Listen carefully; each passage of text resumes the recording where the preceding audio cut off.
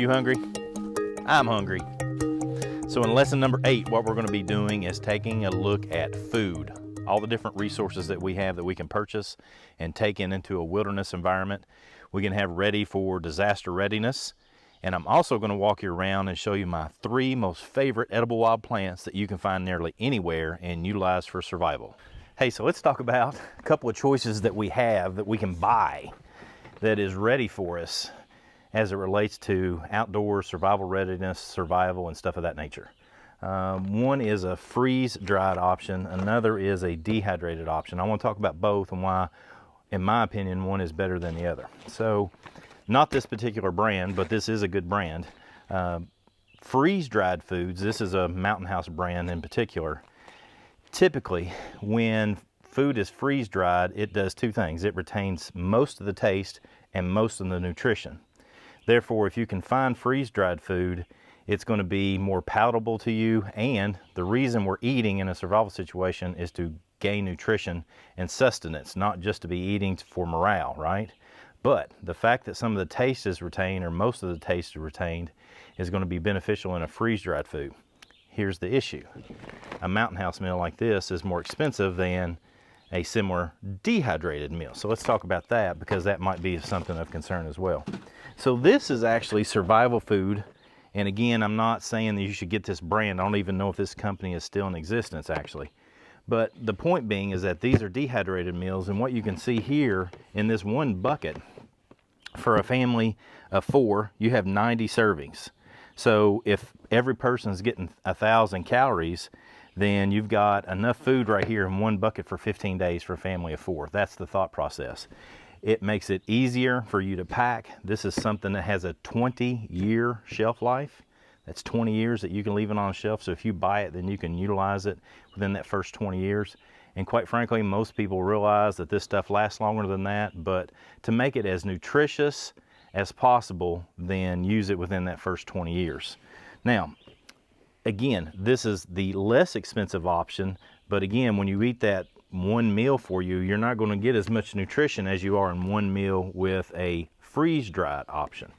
Now, one of the classics that a lot of people utilize for a survival food is just simple ramen noodles, because this is going to get you the necessary. Flies are bad this time of year, right? It's one of them things you have to deal with when you're in the outdoors. One of the things that people utilize ramen for is a survival or backpacker meal, simply because they're so light. This weighs virtually nothing. It has a considerable amount of calories. This one block has, let me see here, 200 calories. So that's a lot of calories. And all you need for any of these is for water to rehydrate them and utilize them. Here's the thing to keep in mind for survival as it relates to, I've got to have sustenance, I've got to have food that keeps me alive. You do not have to cook these. I can eat these raw. I can eat the stuff that's in this raw. I can eat the Mountain House meal raw. If that's all I need is just to get food in my belly, the problem is that when you put freeze-dried or dehydrated food in your mouth, it's going to start immediately sucking the moisture out of your mouth, and it's going to cause you to force yourself to continue to produce water, which is why we had the water lesson first. It's best if you utilize water in these particular offerings here, so that you have what you need to have both a morale boost, a sustenance boost, and what you need to keep going. Now, what we have here is another fantastic food option. I'm going to talk about the pros and cons of it. What you have here is a meal ready to eat, what's typically referred to as MRE in the military. But they have these available for average ordinary citizens and civilians too. This is one brand that I highly recommend, which is MRE Nation, mrenation.com, I believe. You can check that out. They make disaster readiness food sources just for your average ordinary person like me and you. And so that's what this comes from, and I've utilized these a number of times and they work exceptionally well. Let me just show you some of the things that come in these. So one of the things that comes with this is what they typically refer to as the accessory kit. What this has in it is a spoon, salt and pepper, sugar, some toilet paper, as well as some candy. The candies are really useful. They come with a main meal. In this particular case, we have spicy Southwest chicken. But again, the reason I brought your attention to MRE Nation is because they've got all sorts of different meal plans, and you can find ones that are vegetarian, those that are gluten-free, those that are just, quite frankly, tasty and have a wide range of different options for you. So check them out. But that's what's in this package. What you have is the actual meal inside of here, and inside of here you will put this inside of a cooker that I'll show you just in a moment. But another thing to keep in mind when you're utilizing something like this is that this is fire starting material right here, so it's not something you just throw away. You can utilize that too. You have a bag, and sometimes they have different drink mixes that you can put water in here and shake it up, even milkshakes and stuff of that nature, which I'm not a big fan of the milkshakes, but that's what they're for. Dried fruit mix in this particular case, they usually have some sort of what I would typically refer to as a healthy snack, some sort of fruit like this or nuts or something of that nature. And this is what I was talking about earlier. You have a drink mix here. This is going to be a drink mix that has extra electrolytes in it, much like Pedialyte, which we'll get into in a moment too, but that's a real useful tool to have. And then typically you have something like crackers or a bread option. And this particular one, I don't know how I got fortunate enough to get 2 crackers, but I got 2 crackers in there. And on those crackers you can put, in this case, this is cheese spread with bacon.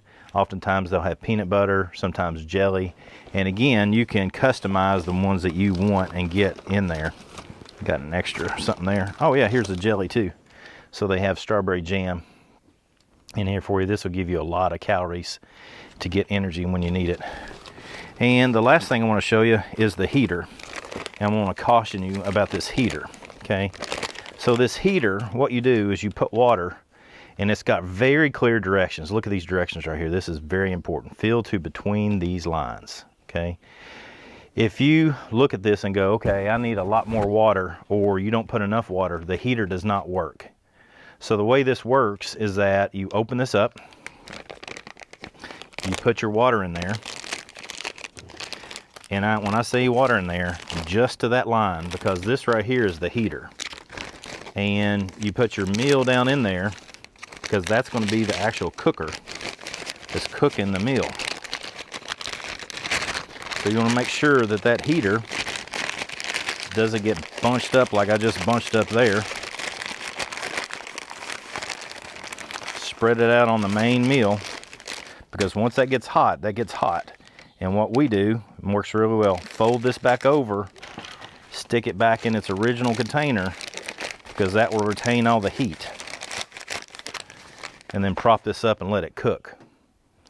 Now the cool thing is that you don't have to have anything that makes heat, like firewood. You don't have to build a fire to cook this. That is going to cook it right there, and you're going to be perfectly set for food. Now, here's the cons. Obviously, that looks like a great meal, doesn't it? Well, it weighs a lot. And so carrying all this is designed for a soldier or a good Marine or something of that nature to carry some on their back. And, you know, no matter what's going on, they're going to ruck it. Or they might have that shipped into them by the people that are responsible for bringing in food. You know, that's how a military works. So for me and you, this is a great source to add a one meal to go in a pack, and you might be out for a couple days and you might get lost or something of that nature. Again, do everything you can not to get lost, but just be aware it's going to be heavy, very heavy compared to your backpacker meals and stuff of that nature. But once you combine the backpacker meal and the stove that we're going to talk about next, and all the pieces and parts that go with it to be able to make a hot meal, this is definitely worth your consideration, because everything's encapsulated right here and you've got everything you need in one package.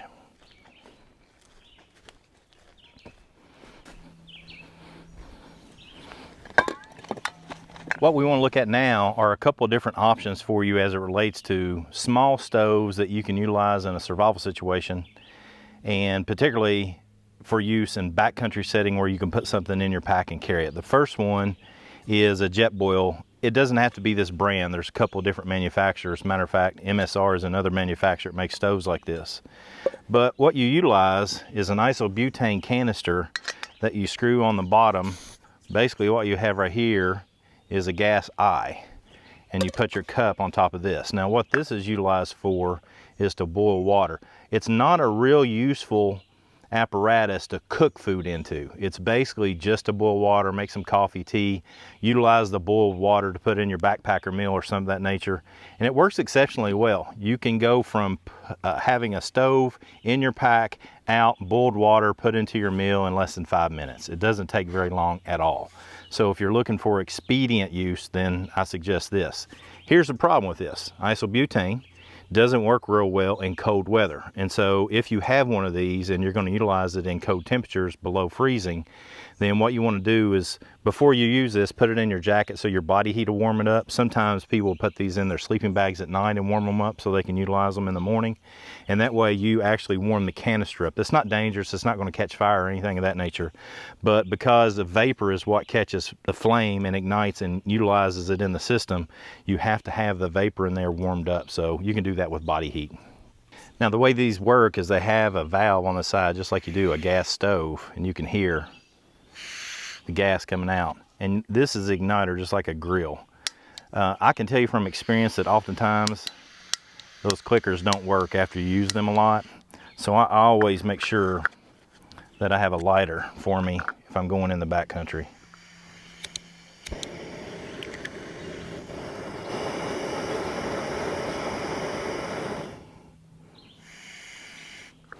So I just used the valve right here to just turn the gas off when I didn't need it anymore. Now the next stove that we have here is quite a bit different.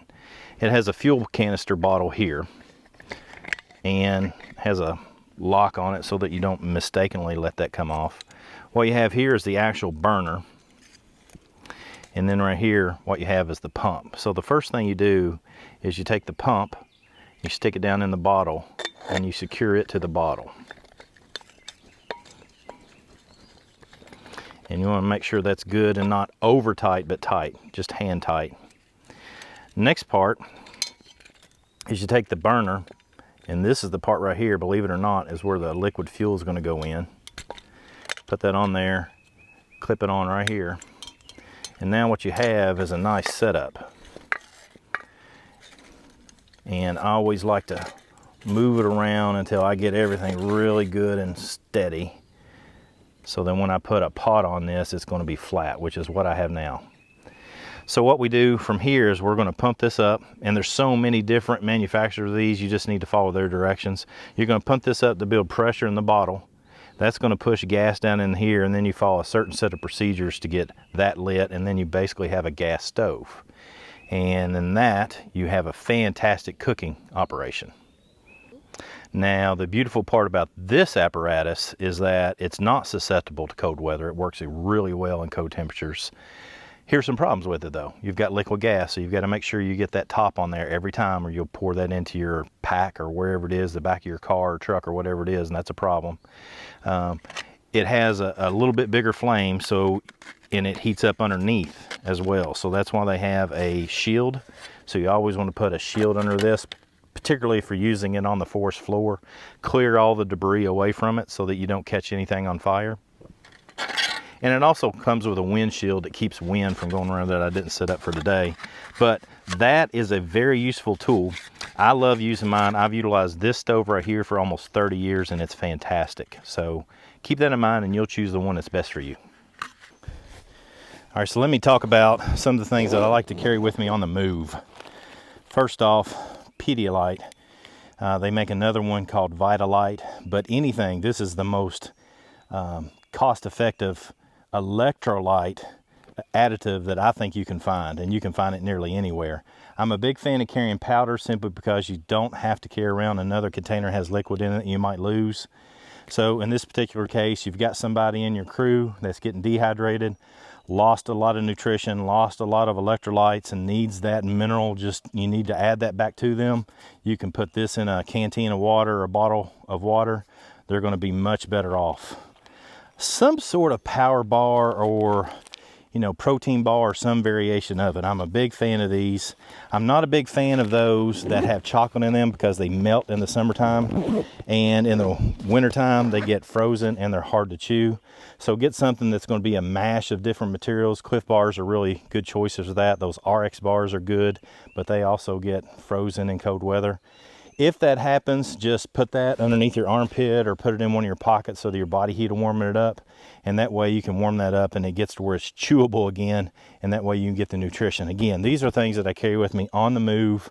And I use the other things when I have an opportunity to stop and set up a camp or something of that nature. So I don't want to forego talking about edible plants because they're so valuable, but I do want to caution you that getting into edible and medicinal plants and foraging for food and stuff of that nature requires a considerable amount of study. You can get into our online courses at my website, naturereliance.org. We got a foraging for fun class, edible and medicinal trees. That way you can get into an in-depth study of the subject. But I do want to talk about 3 here for you that are widely spread out and are useful in a survival situation. The first is what we have a lot of behind me right here, which is grass. It's not that it's going to be the most palatable thing, but if you get some grass that you know is not toxic, then what you can do is chew it, get the nutrition, the juices, swallow that, and then spit the fibrous material out. Don't actually eat the solid portion, just spit it out. That'll give you some nutrition to give you some sustenance. It's not a lot, but it's something. Number 2 would be acorns, because they're so widespread in this part of the world on the eastern side of the United States. It's a fantastic resource. Again, it'd probably be best if you take those and boil them, and there's a process for that to get the tannins out. But in a true survival situation where you have nothing else, there's been many people in history that have survived living off of nothing but acorns and not process them at all. Again, it's not very palatable, but it'll keep you alive. And last is cattails. Cattails are an efficient use of food. You can eat the small heads when they're green, not when they're brown obviously, but when they're green you can eat them like corn on the cob. Very young shoots when the leaves are very short and you know that they're cattails growing in the edge of water. You've got to identify them because there are poisonous lookalikes. Make sure that it's cattails. And then you can use the roots as a stock to get some sustenance and some carbs out of the rootstock, put that into a juice and then drink that. Those are the top 3 that I can think of that are very widespread. And again, it's worthy of your time to get into some resources. Again, we suggest those resources in our online courses, and that way you can get into some books. There's all kinds of books on that subject matter, but our online classes are fantastic for you. So with that said, this has been a whole lot to do with food. I hope it's been helpful. We've looked at all kinds of things you can pack, things that you can find, things that you can eat on the move, things that when you sit down and you can cook, Come on, join in. Let's learn together.